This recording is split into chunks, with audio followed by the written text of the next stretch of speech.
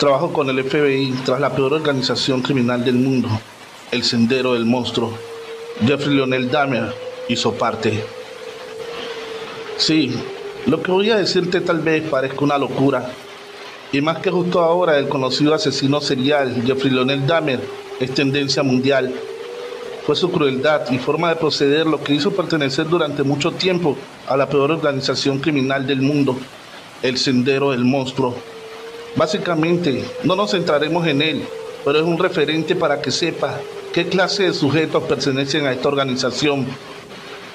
Básicamente me centraré en hablarte de tres que vas a conocer a continuación, que siguen con un legado de terror, como lo hizo Jeffrey en su época dorada de maldad. Pero no te preocupes, en un próximo video te contaré cómo fue el paso de Jeffrey en esta organización. Así que no te lo pierdas, porque va a ser una locura. Historia original escrita por Trovit. Aclaración preliminar. Este relato es ficción, pero los tres monstruos que describiré son personas reales que sacudieron al mundo. Los nombres han sido cambiados y todo el desarrollo de la historia es producto de Trovit. Hola, quiero contarles mi experiencia trabajando en la penitenciaría de máxima seguridad que llevo hace unos años.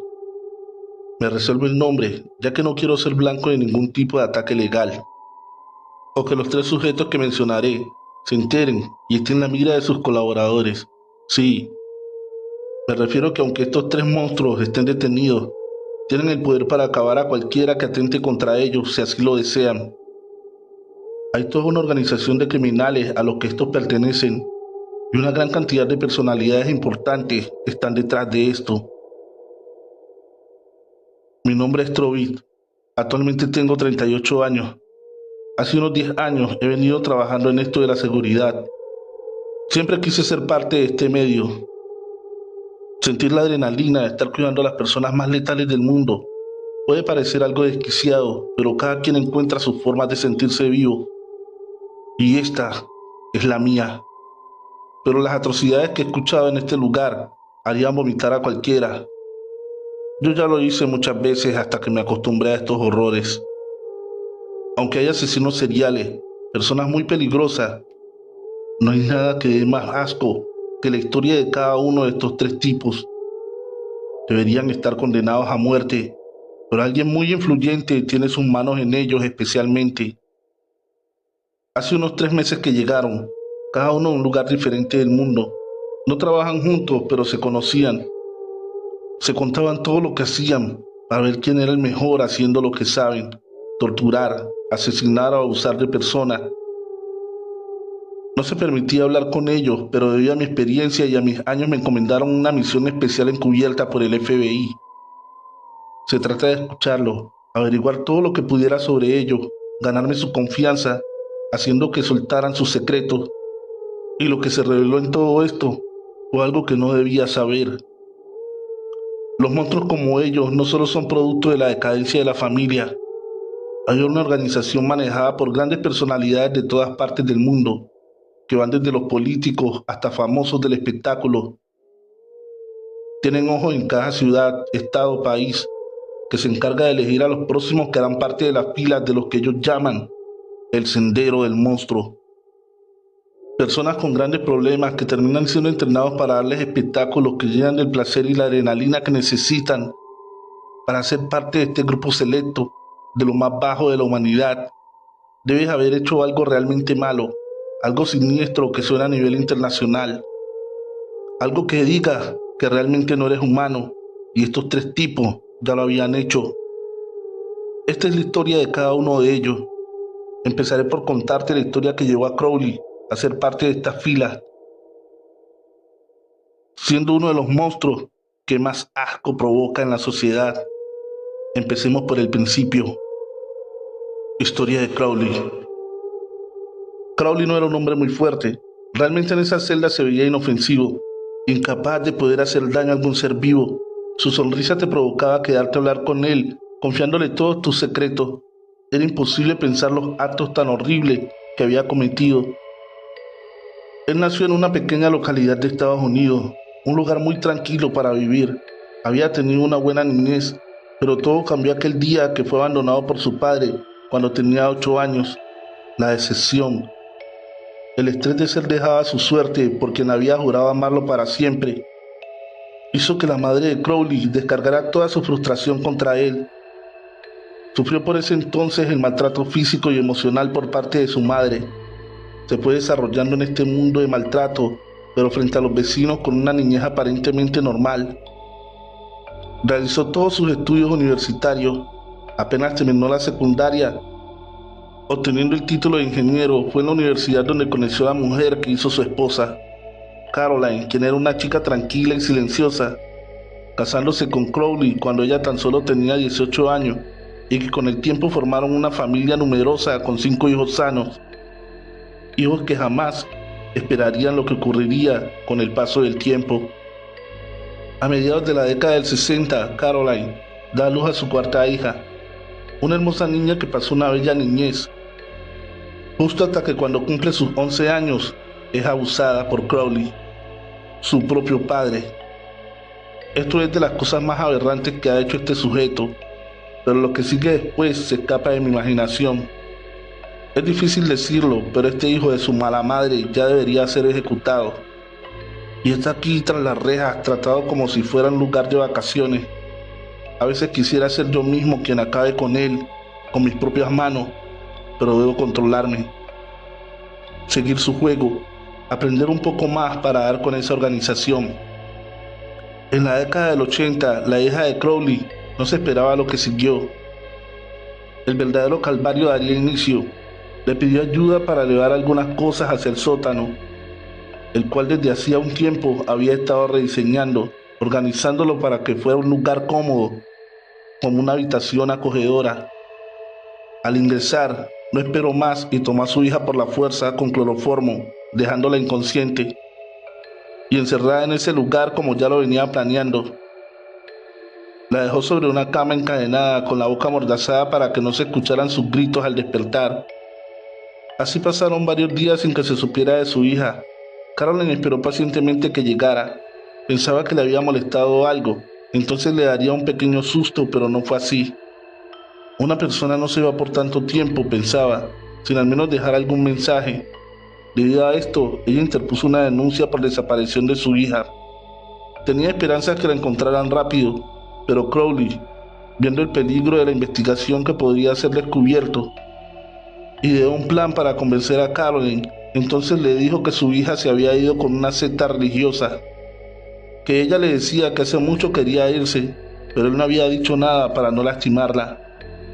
Es de esta forma que este desgraciado logra que se retire la demanda y las autoridades decidan no buscarla. Todo le había salido como planeó. Los horrores apenas comenzaban y se deleitaba con pensar en todo lo que podía hacerle ahora. Desde aquella vez en que logró hacer que retiraran la demanda para buscarla, habían pasado ya 24 años. Largos años en los que el abuso era la orden del día. El miedo vivía en esa habitación en el sótano. Este sujeto mantuvo secuestrada a su propia hija. La tomaba cuando quería, la castigaba para mostrar quién mandaba. Estaba domesticándola mientras la hacía suya. Qué aberrante sujeto. De esa manera tuvieron 7 hijos, fruto de la decadencia de ese pederasta. Entre sus hijos hubo gemelos, pero uno de ellos murió después de nacer. Fue así como para deshacerse del cuerpo, Crowley decide quemarlo. A mediados de abril de 2008, la hija mayor, es decir, la nieta hija de Crowley, de nombre Lillian, con 19 años de edad, sufría una enfermedad rara. Esto no podía ser tratado en casa. Crowley no sabía cómo hacerlo. Por eso decidió llevarla al hospital de la localidad. Este fue el momento perfecto para que la hija abusada, y ya madre de 7 hijos, viera esto como una oportunidad. Entonces escribió una nota pidiendo ayuda, que escondió entre las ropas de su hija, con el propósito que los médicos la encontraran. Estos al leerla se dieron cuenta que algo andaba mal, y ese amigo era Crowley. Avisaron a las autoridades para que abrieran una investigación cautelosa y así atraparlo. El 28 de abril de 2008, Crowley, con 63 años de edad, fue acusado por asesinato, violación, incesto, coacción esclavización. Esto le acarreó una condena a cadena perpetua, además de asegurarle un puesto en el sendero del monstruo. Fue trasladado de la prisión de su localidad a una de máxima seguridad, pero esta está controlada por personas muy importantes que les delectó la historia de él, y los planes que le tenían solo se los dirían después de tratarlo como al mejor huésped. Por otro lado, su hija ahora vive en un pequeño condado llevando una vida aparentemente normal, porque después de tantos años no podía saber los traumas que ha dejado todo. Por eso constantemente está en terapia psicológica con sus hijos, que también son sus hermanos. Una niñez infeliz y crecer en una familia disfuncional puede generar trastornos psicológicos que cuando somos adultos marcan nuestras vidas y de los que nos rodean. Pero en este caso, dos familias sufrieron de una terrible vida mientras vivían al lado de al que podemos considerar un monstruo. Saben que eso es solo lo que las autoridades conocen de Crowley, porque realmente ha llevado un historial de abusos y asesinatos en diferentes localidades de su país sin ser descubierto. Aprovechaba algunos días para saciarse, acabando cruelmente con la vida de cualquiera que seleccionaba como su víctima. Le hacía seguimiento semanas hasta que por fin hacía parte de su larga lista de personas que jamás encontraron. Pero esto no se había dicho cuando le condenaron, o tal vez no habría alcanzado a llegar a esta prisión. Pero sobre todo esto queda la duda de si su esposa en verdad no sabía que su hija estaba secuestrada en el sótano. Es perturbador, e incluso podría pensar que fue cómplice en todos estos años del peor de los maltratos. Con esto queda claro por qué Crowley hace parte del sendero del monstruo. Su historial y estadística de víctimas le dieron su lugar entre los anales de las peores personas que han existido. Él no conocía de la organización hasta el momento en que alguien vestido de negro llegó a la prisión y le entregó una carta, que realmente era una invitación. En ella había una pequeña placa que decía: "Bienvenido al despertar, a quienes gobiernan el mundo tras bambalinas. Los que conocen que la humanidad es cruel por naturaleza, esperamos contar con tu apoyo para deleitar a nuestros contribuyentes, haciendo lo que te gusta frente a todos. Por cierto, la madre de tus hijos está bien, la organización la mantiene vigilada, te pertenece, la quieres. Ella no sabe ni conocerá jamás por qué quienes quieren intentar algo con ella desaparecen para no volver". Esta organización comenzó después de la Segunda Guerra Mundial. Fue en esta que se vivieron horrores inimaginables, y una de las causales de la guerra fue crear algo que mantuviera el deleite de las personas poderosas que manejaron la misma. Así es, la Segunda Guerra Mundial, con todo su terror y miedo, fue algo planeado para poner de rodillas al mundo y así seguir con el control que llevan sobre cada uno de nosotros. Pero muchas cosas salieron, como fue la bomba de Hiroshima y Nagasaki. Por eso debieron terminarla. Desde ese entonces se creó esta organización secreta, donde una de sus ramas es el Sendero del Monstruo. Más adelante te diré todo lo que he ido averiguando sobre ella y el nombre de la misma.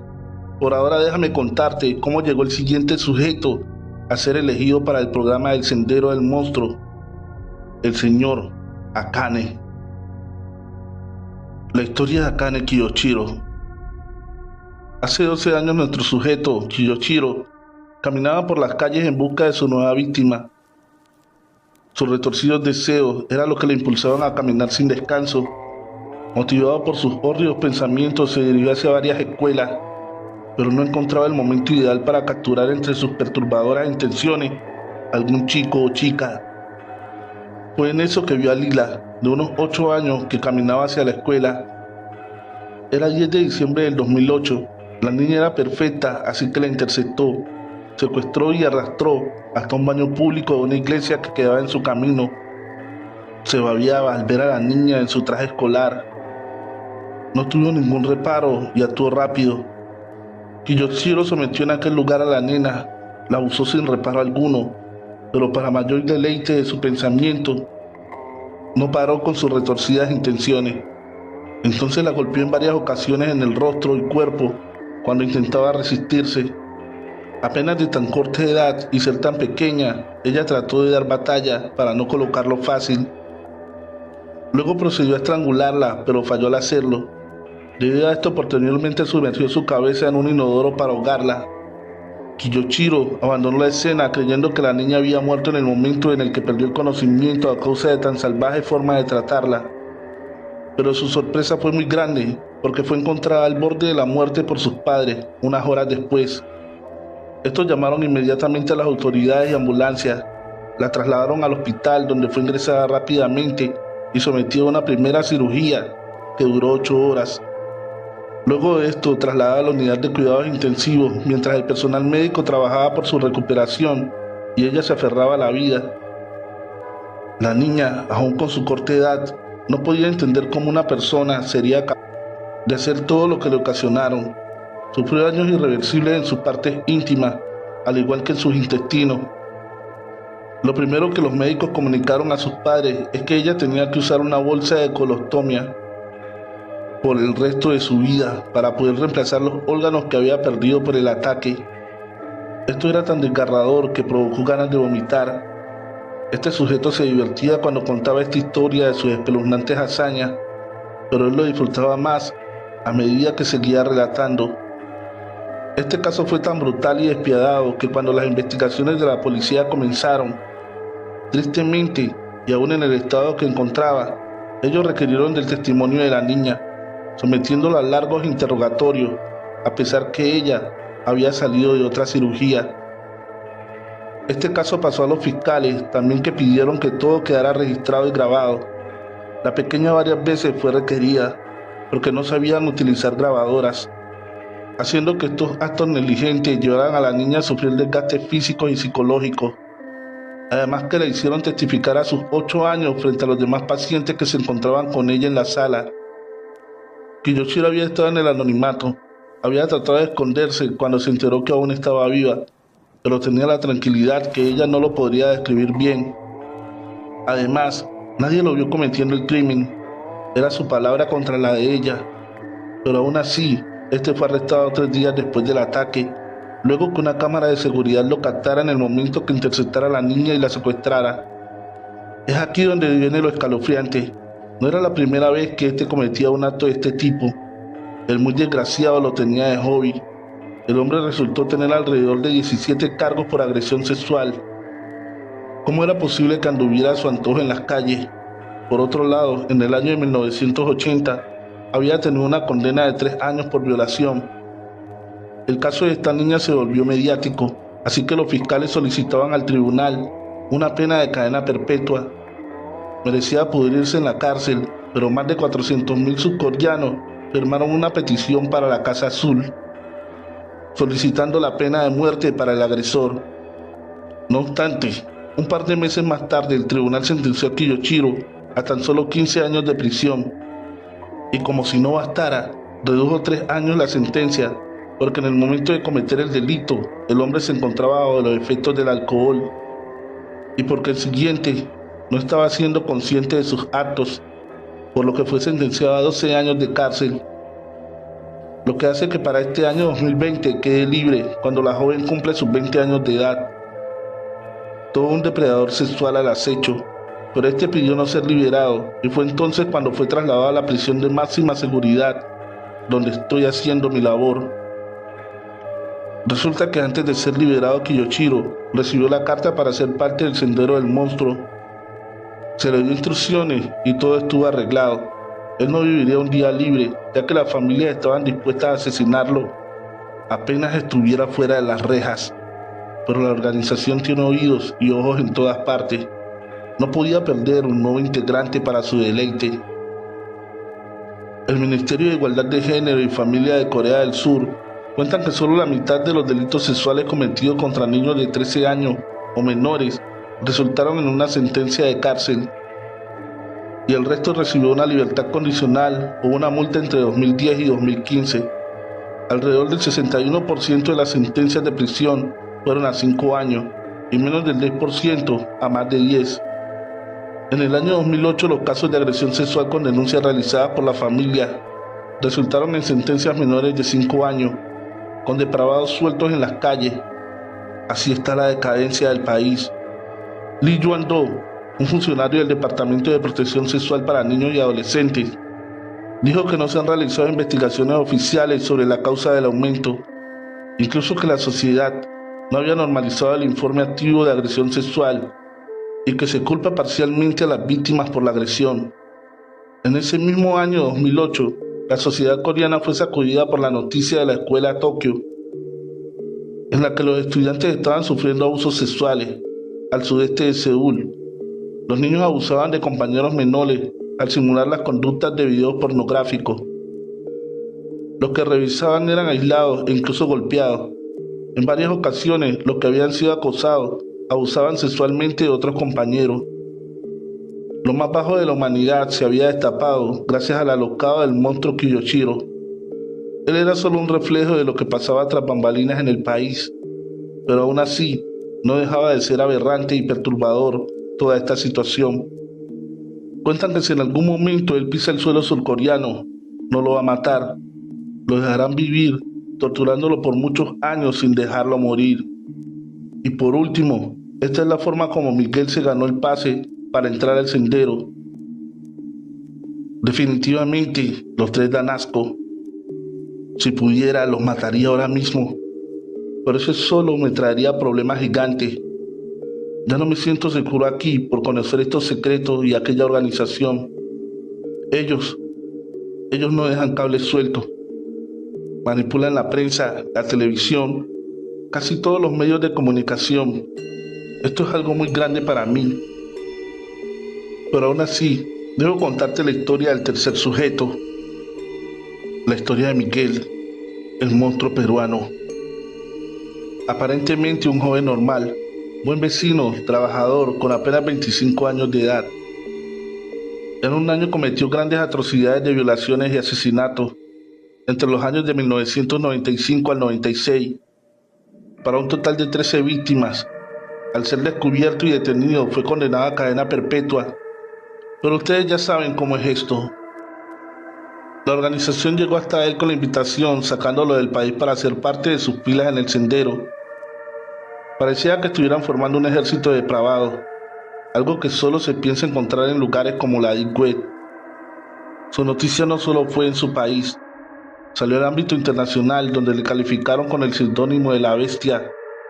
Confesó todos sus crímenes frente al mundo, no escatimó en detalle, que abusó sexualmente y asesinó al menos a 12 niñas, según informaciones facilitadas por la policía y los agentes de investigación. El informe de la prensa sobre el caso fue: Miguel Fuji fue detenido la semana pasada en una localidad pequeña cerca de Lima, en el departamento de Ica, unos 300 kilómetros al sur. El criminal fue localizado y retenido por varios obreros que oyeron los gritos de auxilio de una niña en un paraje abandonado, donde la policía descubrió los cadáveres de otras 4 menores en un pozo. Era su lugar preferido para cometer sus fechorías. El portavoz de la policía informó que Miguel confesó con frialdad sus crímenes y explicó que antes de atacar a una niña, la seguía durante 2 o 3 días y después la llevaba con engaño a algún lugar apartado. Bajo el asombro de todo, confesó que habían 8 asesinatos más que había perpetuado por todo el país, dando las ubicaciones de los cuerpos, siempre arrojándolos en pozos.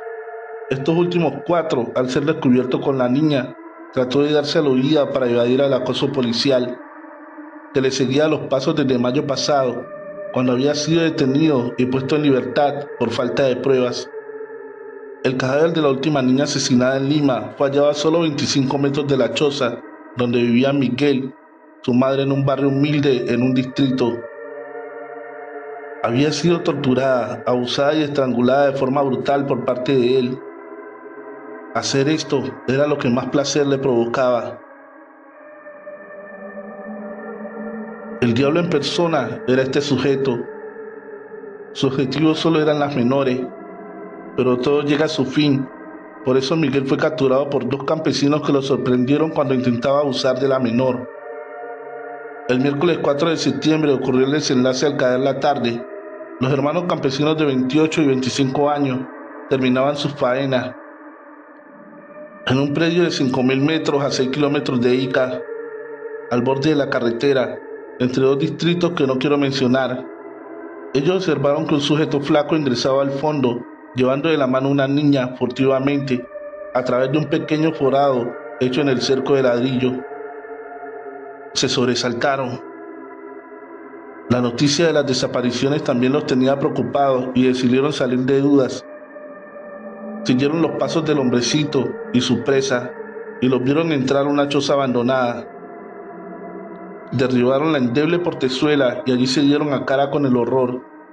La pequeña yacía llorando sobre el piso semidesnuda y el criminal se disponía a violentarla sexualmente. Al verse sorprendido, salió disparado por la misma puerta y con un pequeño puñal en la mano derecha. El mayor no dudó en salir a perseguirlo, mientras su otro hermano permaneció al cuidado de la niña. El que salió a la carrera detrás del violador lo alcanzó después de intensa persecución a través de 5 cuadras. Lo acorraló, pero este intentó defenderse con el puñal y su perseguidor pidió auxilio a gritos. El sujeto volvió a correr y se metió a su casa. El perseguidor gritó: «¡Aquí está el asesino!». Al oírlo, los vecinos salieron de sus casas y armados de piedras y palos cazaron al prófugo, quien no tuvo más remedio que rendirse. Lo ataron y a rastras lo condujeron hasta el puesto policial, donde procedieron a entregarlo. Lo que sorprendió a la familia de los periodistas fue que al día siguiente un oficial de la policía se presentó ante la prensa y muy orondo atribuyó a su trabajo la captura del violador. Pero la tarea no estaba concluida. Ya tenían al violador asesino, pero no los cuerpos del delito. Otra vez fue la población la que resolvió el enigma. Brigadas de pobladores organizados rastrearon lugares dudosos, comenzando por los terrenos adyacentes al Fundo Buendía y a la casa de Miguel. Familiares directos de las víctimas, amigos y pobladores recuerdan que al producirse la primera desaparición, la denuncia fue puesta en la comisaría, donde les dijeron: «Tienen que pasar 24 horas para que se considere una persona como desaparecida». Los padres de las menores discutieron con los policías. Les recordaron que muy cerca, en Lima, se habían cometido varios crímenes contra niñas después de sus desapariciones. No tuvieron respuesta y se fueron. A mediados de julio ya eran 3 las desaparecidas, sin dejar rastros y en circunstancias similares. Las menores se fumaban en las calles, siempre solas. Nadie escuchó gritos ni señales de violencia, lo que permitía suponer que el secuestrador las seguía. Calculaba sus pasos y luego las llevaba con engaños. La tercera semana de agosto, la gente bordeaba del pánico. Se había evaporado 2 niñas, mas ya iban 6. No había pistas de responsables y la policía no entraba en acción.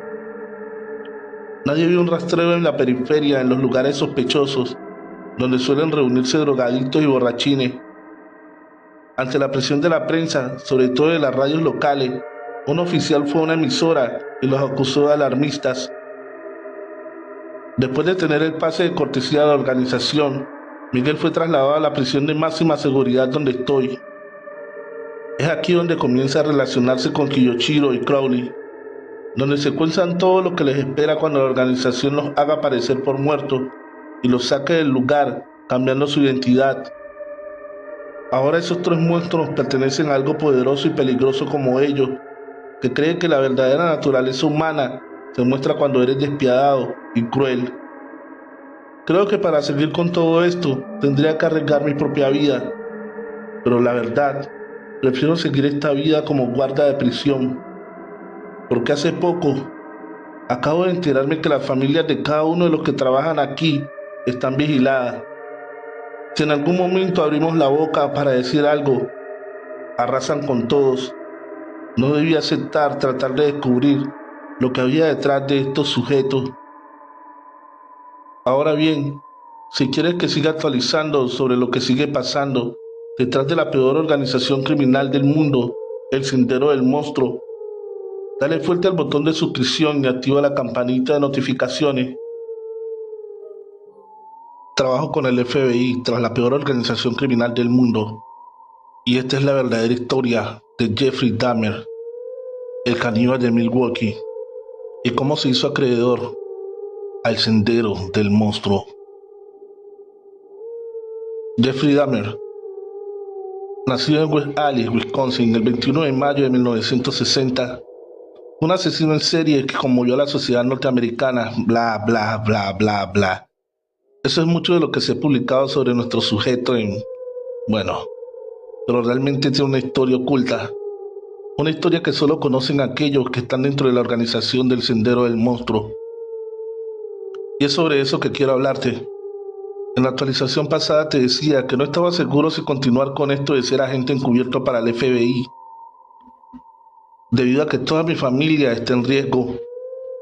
Pero qué tonto fui. Una vez dentro no se puede abandonar. Solo resta confiar en que haremos con todo lo relacionado a la organización y así la destruiremos desde adentro. Antes de continuar, si aún no conoces o no has escuchado sobre Jeffrey Dahmer, déjame decir que está en tendencia por sus atrocidades. Hasta tiene serie documental en Netflix y otras plataformas de entretenimiento. Aún así, déjame contarte su historia y entenderás por qué se hizo acreedor de la carta de invitación del Sendero del Monstruo, además de aclararte que la supuesta muerte es falsa. Él aún está vivo. Primero, voy a contarte lo que puedes llegar a saber de acuerdo a todos los documentales y entrevistas realizadas sobre Jeffrey. Luego, sobre su invitación al Sendero del Monstruo y cómo se convirtió en un referente de lo más respetado dentro de la organización. Al contrario que otros asesinos en serie que muestran trastornos del comportamiento, Dahmer creció en un ambiente estructurado. Fue un niño querido, sin embargo desarrolló una personalidad extraña y un miedo al abandono que sería lo que marcaría su conducta asesina. Desde pequeño, según cuenta su padre en una entrevista, ya mostraba interés por recoger animales y desmembrarlos, para después blanquear sus huesos y coleccionarlos. En el instituto, todos tenían a Jeffrey como alguien extravagante y raro. Esto le trajo las burlas de los demás, lo que sin duda contribuyó a reforzar esa sensación de abandono que mencioné antes. Algo que acentuó todavía más ese rechazo por parte de los demás fue el hecho de que desarrollara un temprano alcoholismo. Acudía bebido a clase, que como él decía, era su medicina. Esto atenuaba su tendencia hacia la excentricidad. Sus padres se divorciarían antes de que él cumpliera los 18, hecho que agravó todavía más el miedo al abandono, cuestión que como veremos más adelante será fundamental para poder entender sus crímenes. Su inclinación sexual también marcaría sus posteriores crímenes. Comenzó a masturbarse con pornografía homosexual y observando las entrañas de los animales que cazaba y desmembraba. Sería pues tras el divorcio de sus padres cuando llevaría a cabo su primer asesinato. Una de sus fantasías consistía en recoger a una autopista y poseerlo, acción que llevó a cabo en 1978. Su primera víctima sería Steven Hicks. Recogió al muchacho haciendo autostop, lo llevó a su casa, donde estuvieron bebiendo cerveza. Una vez Steven decidió irse, Jeffrey no supo cómo retenerlo, por lo que optó por aceptarle un golpe con una barra de pesas y posteriormente asfixiarlo con esa misma barra. Se masturbó una vez lo había asesinado. Al día siguiente fue a hacerse con un cuchillo de caza, desmembró el cuerpo, lo depositó en bolsas de plástico y salió para deshacerse de él. De camino se encontró con la policía, quien lo detuvo por conducir demasiado pegado a la izquierda. Tras hacer un primer análisis de alcoholemia que resultó negativo, observaron el maletero del vehículo y le preguntaron por las bolsas que portaba. Dahmer les dijo que se trataba de basura.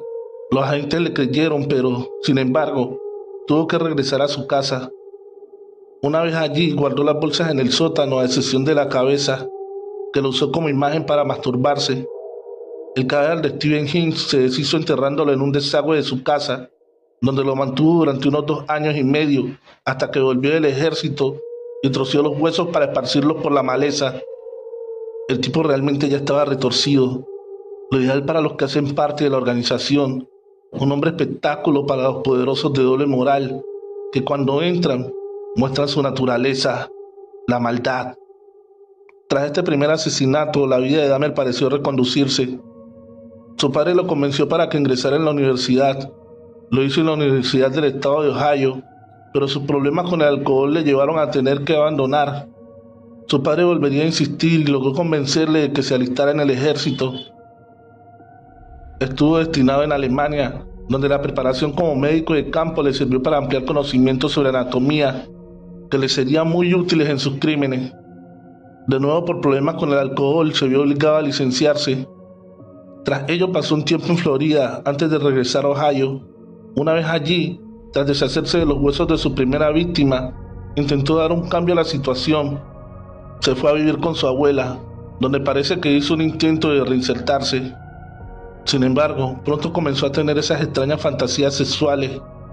Escondió un maniquí en casa de su abuela con el que intentaba satisfacer sus necesidades sexuales, pero no era suficiente. Acudía a saunas gay, pero tampoco encontraba lo que necesitaba, ya que eran ligues de una noche que sabía no iban a quedarse a su lado. En estos momentos, realizó un acto conmovedor.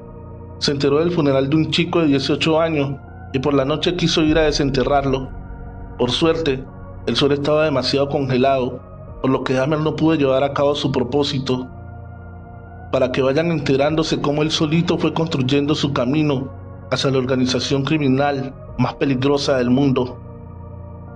Pasarían casi 10 años hasta que Jeffrey llevara a cabo otro asesinato. En septiembre de 1987 conocería a Steven Toomey en un bar de ambiente. En este caso fueron juntos a una habitación de hotel. Jeffrey Dahmer asegura no recordar nada de lo que pasó, simplemente que al despertar se encontró con el cadáver del chico y signos de haber forcejeado. Ante tal situación, se decidió a comprar una maleta de gran tamaño donde meter el cadáver para transportarlo hasta el sótano de su abuela. Allí practicó la necrofilia con el cadáver antes de descuartizarlo para deshacerse de él, a excepción de la cabeza, que le hervió para blanquearla y quedársela como trofeo. A partir de ese momento, entraría en una espiral de asesinatos a fin de satisfacer sus necesidades sexuales. Siempre usaba el mismo modus operandi con sus víctimas. Primero les ofrecía dinero a cambio de sexo. Una vez en su apartamento les administraba somníferos en la bebida para posteriormente estrangularlos. Desde el punto de vista de la criminología, Dahmer mostraba características de asesino mixto, es decir, organizado. Acechaba a sus víctimas, las engañaba y eliminaba las pruebas. Y desorganizado, porque practicaba necrofilia, comía carne, mutilaba a las víctimas y conservaba algunas de sus partes. En 1989, Dahmer fue procesado por intentar seducir a un menor de 13 años, pero no cumplió más de 10 meses en prisión. Sin embargo, antes de entrar convenció a Anthony Serr para ir a su apartamento para sacarle una fotografía. Allí lo estranguló, practicó la necrofilia y lo descuartizó. Lo curioso es que en esta ocasión le pintó el cráneo con aerosol. Sería tras su paso por prisión cuando el ritmo de asesinatos aumentó.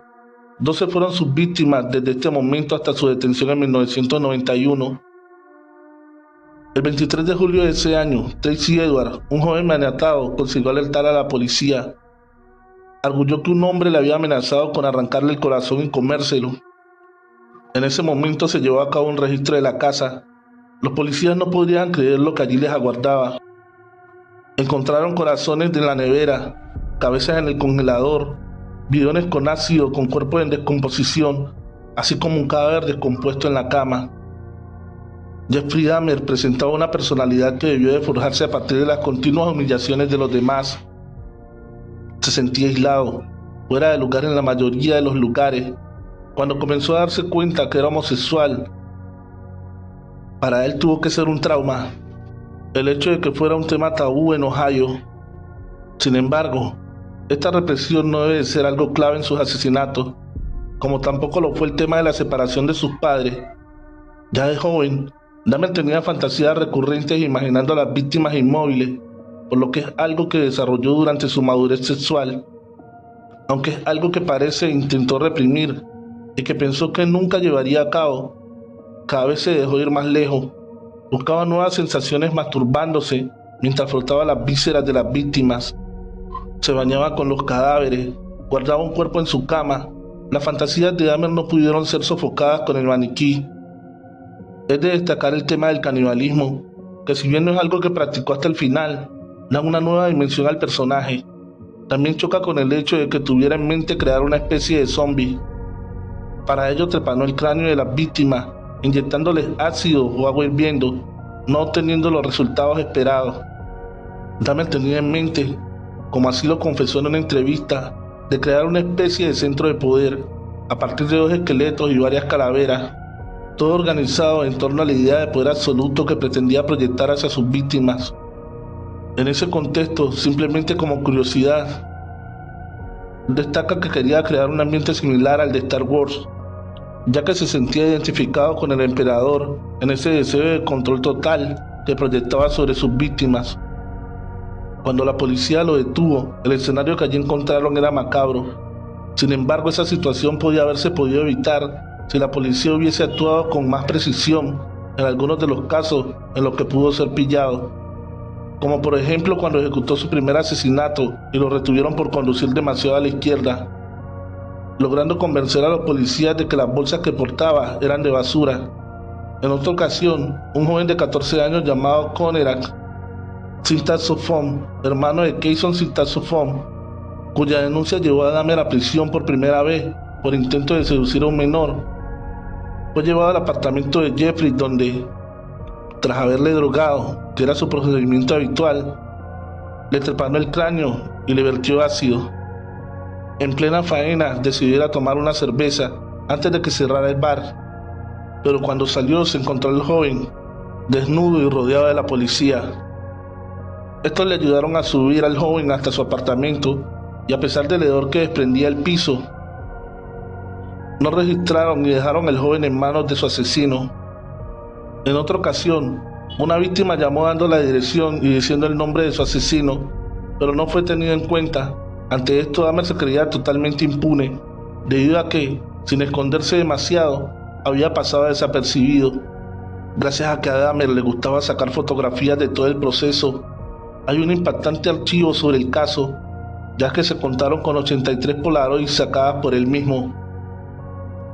Jeffrey nunca negó los hechos, se mostró arrepentido, pidió disculpas a la familia de sus víctimas y a la suya propia. Este personaje desmonta todas las teorías del psicoanálisis convencional, porque ningún hecho fue lo bastante dramático como para marcarle de por vida y empujarle a esa vida de asesinatos. Por otro lado, sobre su supuesta muerte dicen: el carnicero de Milwaukee fue sentenciado a 900 años de cárcel por los 17 crímenes cometidos, pero no llegaría a cumplir más de 3 desde su detención. El hecho de que un gran número de sus víctimas fuera gente de color hizo que corrieran teorías sobre su supuesto racismo, algo que Dahmer siempre negó. Esto lo llevó a granjearse la enemistad de grupos de negros en la cárcel. En una ocasión fue apuñalado por un grupo de presos, pero no sería hasta finales de noviembre del 94, cuando un preso afroamericano puso fin a la vida de Dahmer, de la misma manera con la que él acabó con su primera víctima, golpeándolo con una barra de pesas. La verdad es que para ese entonces Jeffrey ya no estaba en aquella prisión. Todo fue un montaje porque ya había sido trasladado hacia el sendero del monstruo.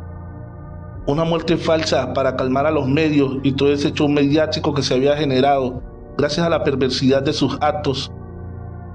Jeffrey valía su peso en oro y no podían perder el deleite de tenerlo en sus filas. La organización puso todo a sus pies, todo lo que quisiera y necesitara. Es así como este monstruo humano aún sigue haciendo de la suya en una de las islas controladas por el sendero del monstruo. Lo llaman el cazador de hombres. Secuestra personas y las dejan en una especie de juego en el que son buscadas y cazadas por nuestros sujetos. Esta organización criminal es lo peor que puede existir y acabar con ella no será fácil. Más adelante estaré actualizándoles sobre otros sujetos que han hecho parte de la misma. Sujetos que tú y yo creeríamos muertos, pero siguen dando los mejores espectáculos perversos para los que controlan los hilos tras la organización. Recuerda suscribirte y activar la campanita de notificaciones para que estés al tanto de si sigo vivo o no. Algo malvado está en las catacumbas de París. Escrito por Suspicious Night 949. Fui agente de la rama sobrenatural del FBI durante 14 años y en ese tiempo he sido parte de varios casos que objetivamente serían clasificados como interesantes. Es una advertencia de la ocupación. Este, sin embargo, fue sin duda uno de los casos más reveladores de los que he oído hablar y mucho menos de los que he formado parte. Hasta el día de hoy, todavía me pregunto qué podría haber sido si las cosas hubieran sido diferentes. 18 de julio del 2000. Era un martes. Llegué al trabajo como cualquier otro día y, como era bastante común, había un expediente esperándome en mi escritorio, uno idéntico como siempre. Estaba en el escritorio frente a mí, el de mi pareja, Emilia Cooper, que aún no había llegado. El archivo era bastante inusual, ya que consistía solo en la carpeta manilla estándar y una hoja de papel, a diferencia del paquete fornido que generalmente se encuentra adentro, con la etiqueta Lucas Jackson, falta. La carpeta nos había sido asignada a Emilia y a mí por nuestro superior directo, Alexis Mosley. Como ella era la líder de la división preventiva de la sucursal, eso significaba que había suficiente evidencia de una amenaza sobrenatural en la escena para requerir nuestra intervención. Y cuando leí el periódico se hizo evidente por qué. Decía, julio 17 del 2000, hora 23:46. Un ciudadano estadounidense llamado Lucas Jackson ha desaparecido en las catacumbas contenidas debajo de la ciudad de París, Francia. Jackson había estado visitando París en unas vacaciones del trabajo y se cree que decidió grabarse a sí mismo explorando las catacumbas. Entró en un lugar que se revelará más tarde y luego comenzó a filmar mientras exploraba muchas habitaciones, examinaba huesos y descubría varios accesorios.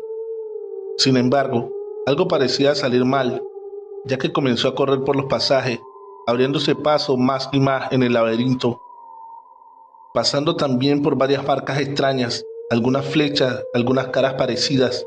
Luego, después de un tiempo, deja caer la cámara y sale corriendo a lo lejos, acompañado por un chorro de agua. De alguna manera, la película se recopiló y se publicó en el LiveJournal.com, un sitio web de blog de internet, donde fue descubierta por nuestros agentes antes de ser eliminada rápidamente por un administrador desconocido. Usted y el agente Cooper deben volar al lugar. Se le proporcionará un avión privado e investigar la escena. Si es posible, Jackson debe ser llevado a casa con vida y la amenaza erradicada. Si Jackson está muerto al llegar, la amenaza debe ser erradicada o capturada. Es suficiente. Existe la posibilidad de interferencia por parte de los gobiernos locales, por lo que dentro de este archivo hay credenciales adecuadas que lo identifican como embajadores federales enviados a Francia para recuperar un fugitivo estadounidense. Las credenciales deben proporcionarle cualquier acceso que necesite, en caso de que una agencia de policía reclame jurisdicción. Este va a ser uno de esos casos, ¿no?, preguntó Emilia, y levanté la vista rápidamente, sorprendido por su repentina llegada. Habíamos sido socios durante 10 años y habíamos tenido algunos casos emocionantes antes. Sin embargo, el milenio había sido bastante tibio y este era nuestro primer caso con algo de sustancia real. No solo eso, sino que ninguno de nosotros había oído hablar de un caso de algo sobrenatural que saliera del país, por lo que este puede ser un evento histórico. Claro que lo es, asentí, pasando a la última página que me informaba dónde podíamos ver las imágenes. Veamos esto antes de irnos. Se acercó a mi escritorio y abrí mi cuenta de correo electrónico.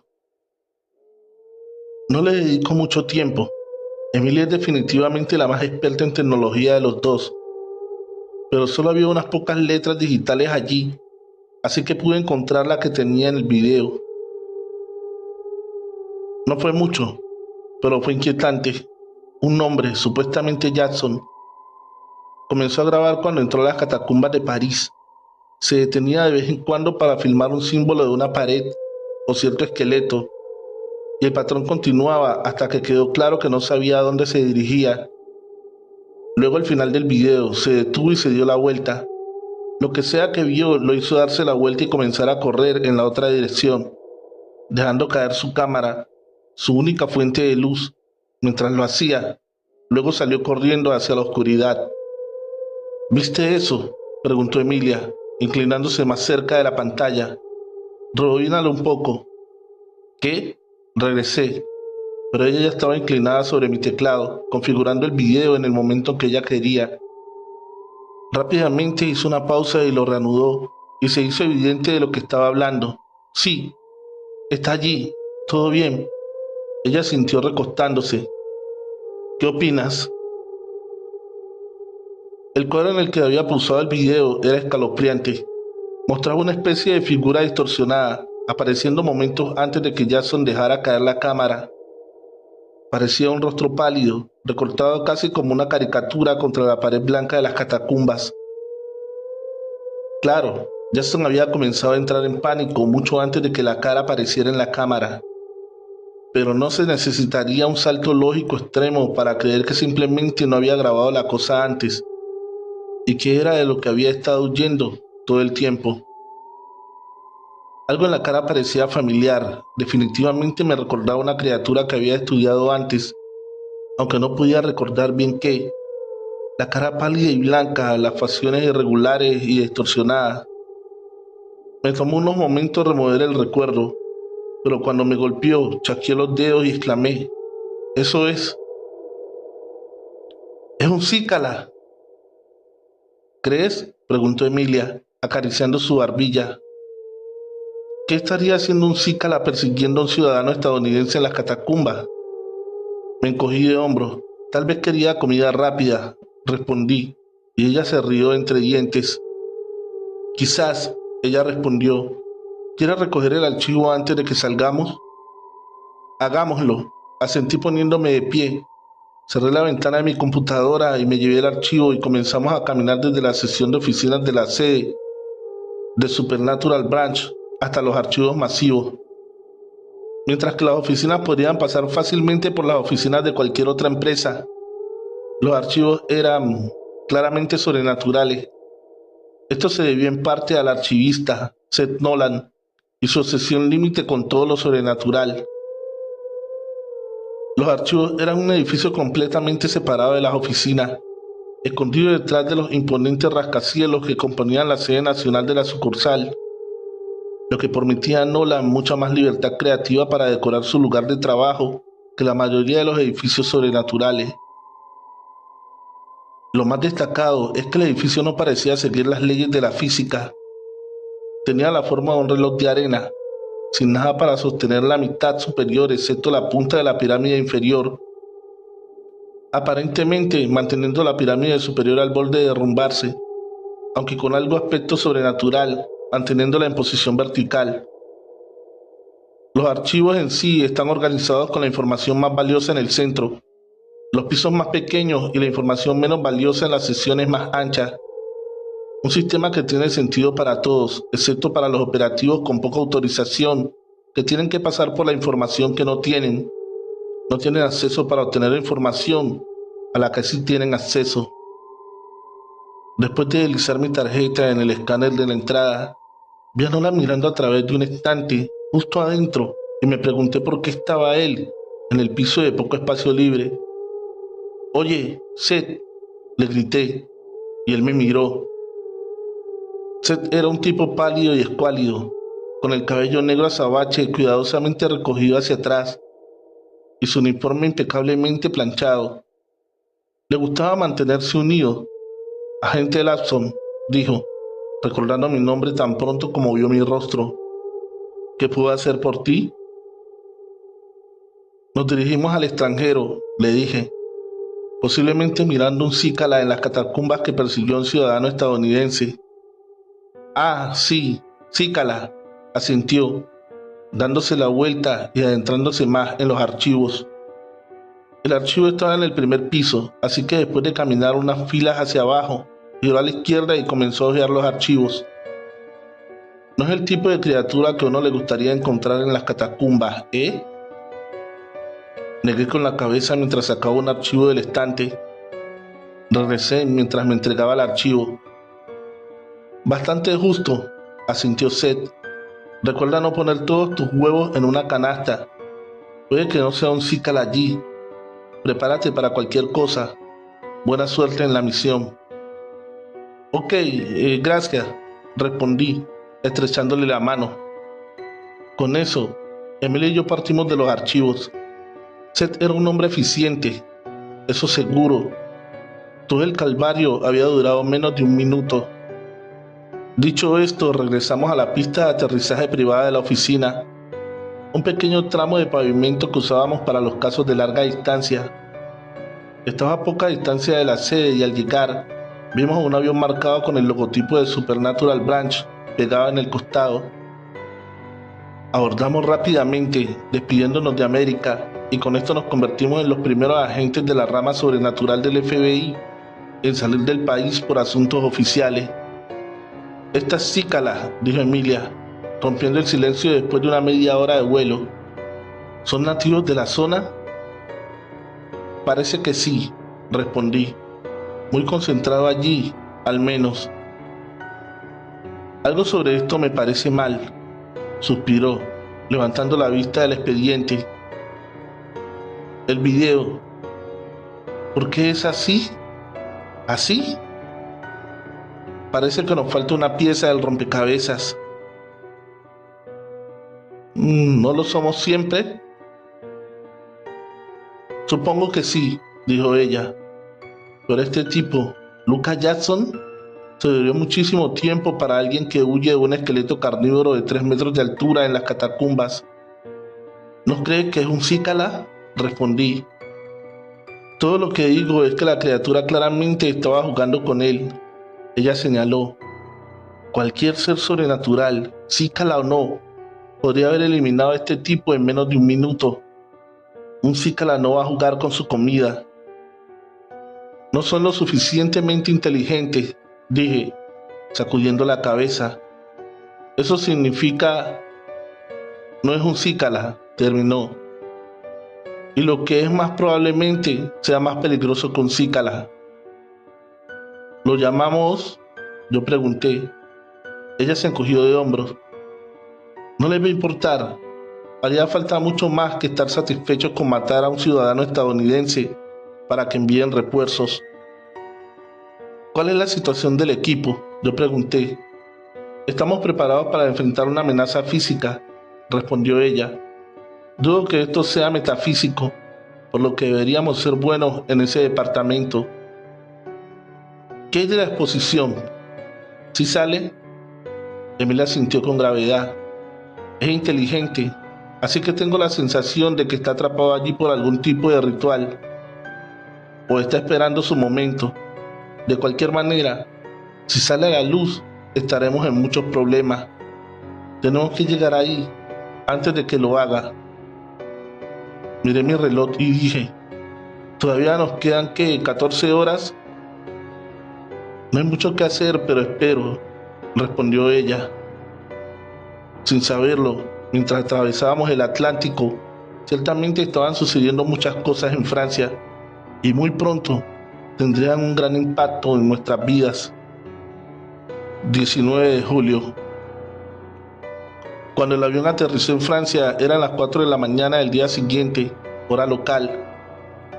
Dormimos un poco en el vuelo y nos ofrecieron como sujetos de prueba para una nueva píldora experimental que hizo algo para mantenernos despiertos por más tiempo. Así que a pesar de la hora temprana, estábamos bien descansados y preparados para enfrentar cualquier cosa. Había secuestrado a Lucas Jackson. Al menos pensábamos que lo éramos. La sucursal nos había proporcionado un automóvil y, tan pronto como entramos, el conductor nos llevó sin decir una palabra a la entrada por la que creíamos que Lucas había desaparecido.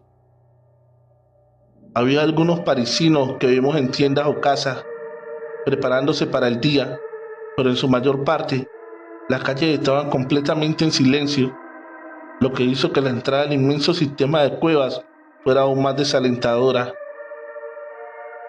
El conductor se detuvo frente a un pequeño camino de adoquines que descendía al suelo debajo de un callejón, marcado con señales rojas de advertencias escritas en francés. No más de unos pocos pies dentro de la cueva, la oscuridad envolvía todo lo que podía estar dentro. Por otro lado, eso había sido esperado. Lo que no se espera eran las dos personas que estaban afuera, una vestida con un traje completamente negro con gafas de sol a juego, la otra aparentemente un civil. Habían estado discutiendo cuando llegamos pero cuando nos detuvimos, se detuvieron y nos miraron con curiosidad. ¿Quién es este?, yo pregunté. ¿Gobierno local? Ella respondió, probablemente también estén investigando la desaparición. Está bien, retiraremos la jurisdicción y los mantendremos alejados, dije, abriendo la puerta del auto y dirigiéndome a los dos con mi limitado conocimiento de francés. Bonjour. Supongo por tu acento que hablas inglés, dijo la mujer del traje. ¿Cuál es tu negocio aquí? ¿Por qué has venido? Estamos con el FBI. Vamos a tomar las cosas desde aquí, dijo Emilia, saliendo a mi lado y abriendo su placa. Puedo proporcionarle una línea con mi superior si desea presentar una queja. Wow, disminuyamos la velocidad aquí, respondió, extendiendo la mano y metiendo la mano en el bolsillo para sacar su propia placa. No puedes entrar allí, no está disponible para el público. No somos el público, dije mientras ella mostraba brevemente su propia placa. Demasiado rápido para que cualquier imagen de identificación fuera evidente. Tenemos jurisdicción aquí. Fue un ciudadano estadounidense el que desapareció. Confía en mí, es mejor que nos dejes esto a nosotros, dijo.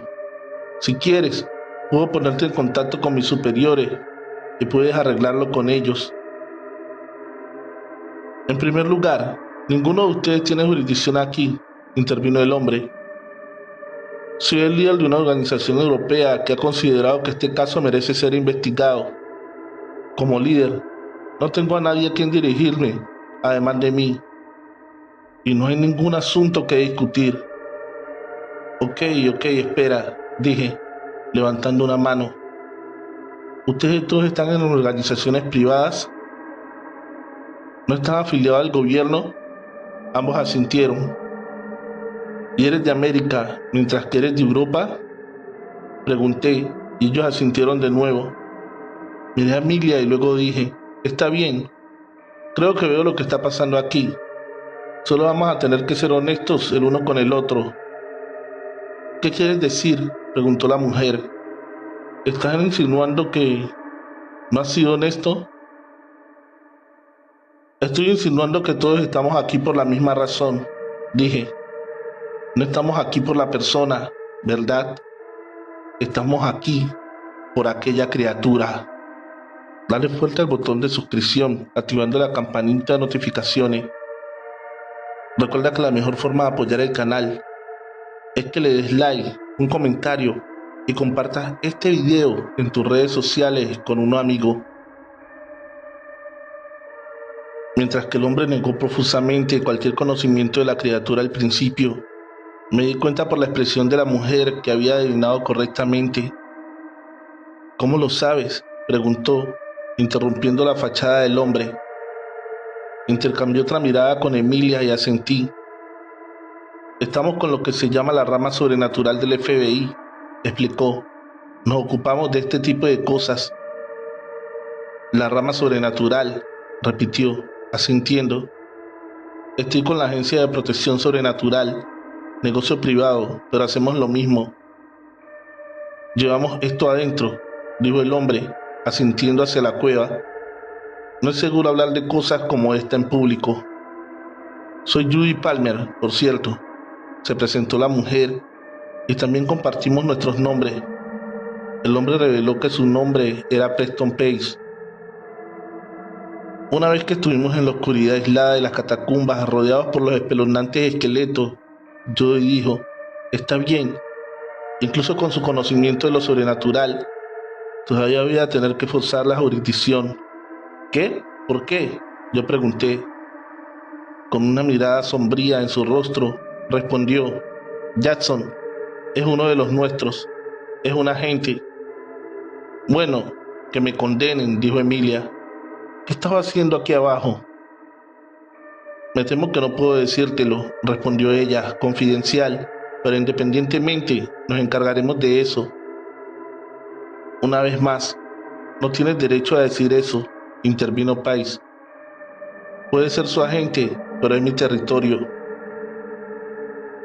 Cuando los dos reanudaron su discusión, me volví hacia Emilia. ¿Sabes? Realmente no tenemos muchas razones para estar aquí, ¿verdad? Yo dije. No lo hacemos, respondió ella. Sin embargo, justo cuando estaba a punto de señalar esto a los dos agentes que discutían, percibí un soplo de algo que realmente no quería oler en un pequeño espacio subterráneo cerrado. El olor a cigarrillo. En cambio, miré a Emilia, oliendo. Tú. Ella sintió y nos dimos la vuelta. Había un brillo anaranjado apagado que parpadeaba a la vuelta de la esquina, y cuando miré más de cerca, brotaron lenguas de fuego, lamiendo las paredes formadas por huesos humanos. Agentes, hay un pequeño problema. Llamé por encima de mi hombro, confundido. Se calmaron, y cuando se giraron para mirar por donde habíamos venido, una enorme pared de llamas estalló repentinamente a la vuelta de la esquina. Oleadas de calor se derramaron sobre nosotros. Nunca había visto algo así. Era como si el mismo aire se hubiera incendiado y avanzara hacia nosotros a un ritmo alarmante. Ve, Preston gritó, y Emily y yo nos dimos la vuelta, demasiado frenéticos para preguntarnos cómo había llegado un enorme muro de llamas para comenzar a perseguirnos por los pasillos de las catacumbas. El fuego parpadeante en nuestros talones proyectaba sombras danzantes a través de las paredes de hueso, confundiendo los pasadizos y aberturas y distorsionando el ya laberinto que eran los túneles. No sé cuándo sucedió, pero en algún momento el grupo se separó, porque cuando finalmente logramos escapar del muro de llamas, miré hacia arriba y la única persona que compartía el pasillo conmigo era Judy Palmer. Emilia y Preston habían desaparecido. Bueno, dije apoyándome contra la pared antes de echarme hacia atrás, mirando el cráneo contra el que me había presionado. Voy a ser condenado. ¿Qué demonio fue eso?, preguntó Judy, mirando hacia el pasillo ahora vacío. Algo debe haber explotado, o tal vez hubo una fuga de gas o algo así. Eso no parecía natural, respondí. ¿Estás seguro de que no puedes decirme por qué Jackson estaba aquí? Si se trata de una necesidad de saber, bueno, creo que califico como se necesita saber. Pero ella negó con la cabeza, un gesto que apenas reconocí en la oscuridad. No puedo, quiero decir, apenas sé para qué era, e incluso la poca información que tengo es altamente confidencial. Dejé escapar un largo suspiro. Está bien, bueno, no hay mucho que podamos hacer más que caminar. Empecemos a regresar. ¿Qué? ¿Por qué haríamos eso?, preguntó Judy. Deberíamos profundizar más. Las llamas probablemente destruyeron muchos de los túneles y además, probablemente sea más interesante de esta manera. Eso es absurdo, estamos en las catacumbas. ¿Viste el video de Jackson? ¿Sabes lo fácil que es perderse aquí?, le dije. El protocolo adecuado es regresar a la escena de la amenaza sobrenatural, evaluar el daño y determinar si la retirada o la represalia es el movimiento correcto. Eso suena como una mala idea, dijo Judy. ¿Qué? ¿El SPAT tiene un protocolo diferente?, yo pregunté. Sí, tenemos un protocolo llamado intestino, respondió ella, y el mío me dice que regresar no es el camino a seguir. Mordí mi labio. Esta no era realmente una colina en la que quisiera morir, especialmente no literalmente, y a juzgar por su falta de respeto por las reglas, me di cuenta de que esto no sería el único desacuerdo que tendríamos, así que decidí ceder. Bien, seguiremos adelante. Ella abrió el camino encendiendo una linterna para evitar tropezar, y nos abrimos paso a través de los pasadizos sinuosos, inquietantemente alineados con los huesos antiguos, aparentemente interminables. El haz de luz de la linterna era demasiado angosto para mi gusto. Siempre se sentía como si hubiera algo justo en el borde de la luz, pero era la única fuente de luz que teníamos, y seguro que era mejor que la oscuridad. Entonces, la rama sobrenatural del FBI. Joey reflexionó después de unos minutos de caminar en silencio. ¿Cómo es eso? ¿Qué quieres decir?, yo pregunté. No sé, ¿qué hacen ustedes?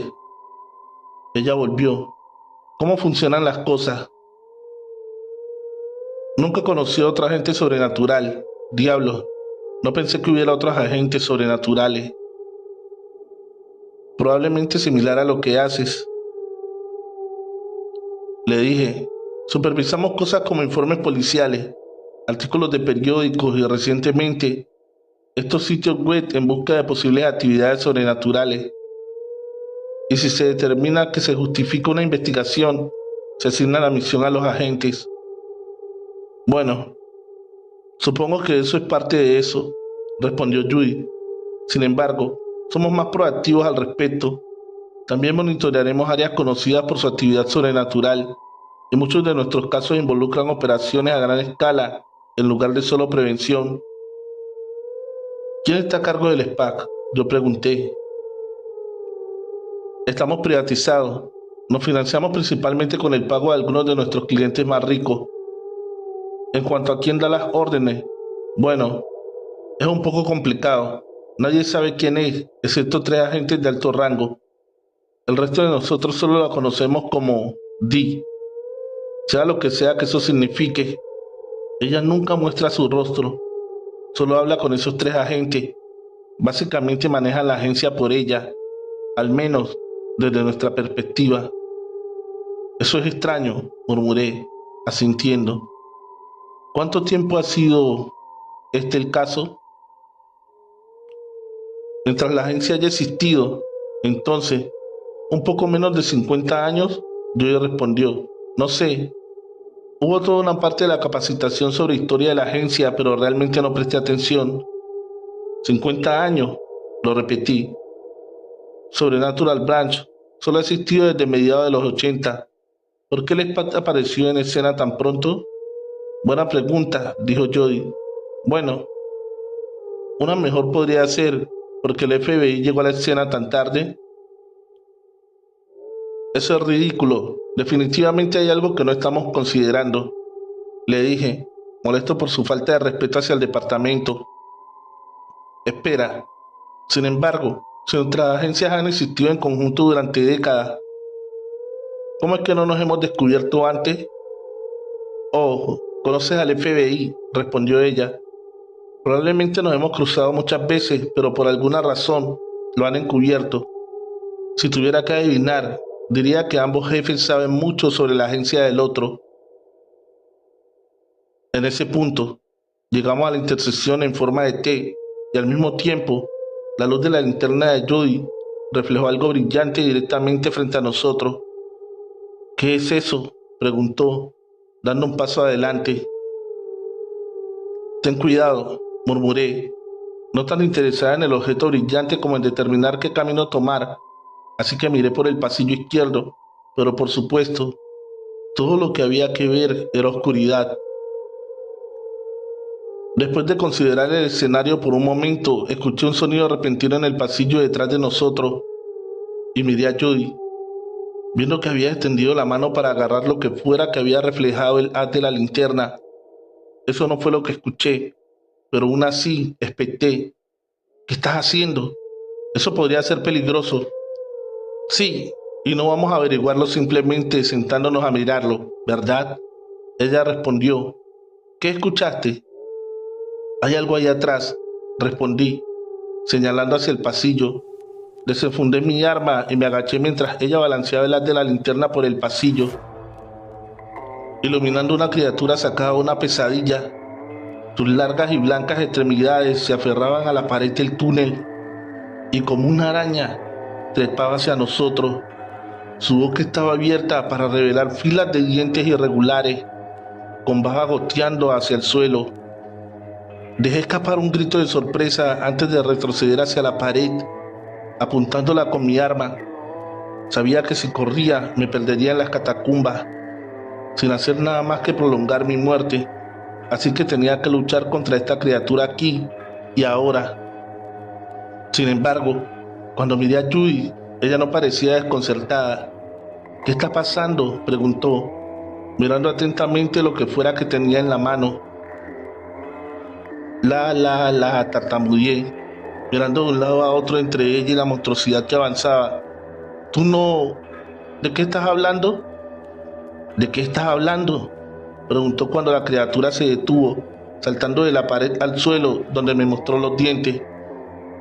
No estás viendo cosas, ¿verdad?